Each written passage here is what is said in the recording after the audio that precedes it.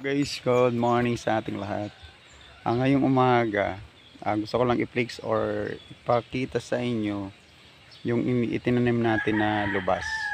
Kung ikaw ay Bicolano, alam mo kung anong klase ang lubas, kung saan ito ginagamit. Ito ay napakasarap sa paksiw, lalo yung ulo ng baboy, hindi kaya yung pata. Tapos itong ilalagay mo. Very natural yung asim na malalasahan mo. Napakasarap. Nung pumunta nga dito yung mga kapatid ni Macy's na part ng Quezon, nasarapan sila nung asim nito. Kasi na kakaiba, iba ang lasa niya at very natural.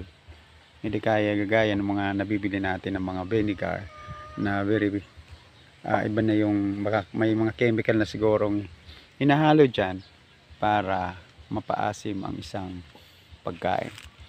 Kaya ito ay nagtanim tayo nito para kapag tayo ay magluto ay mayroon na po tayong i-mix na pang sariling natural na asim na ating ilalagay sa ating lulutuin na pagkain.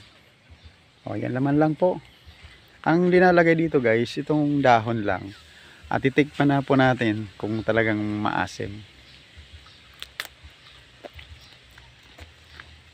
Asim po talaga. Ang asim niya medyo tamang tama lang sa panlasa natin. Yan lang po mga ka-farmers, sa ating lahat ng mga paraoma. Alam nyo to, lalo kung ikaw ay Bicolano. Thank you.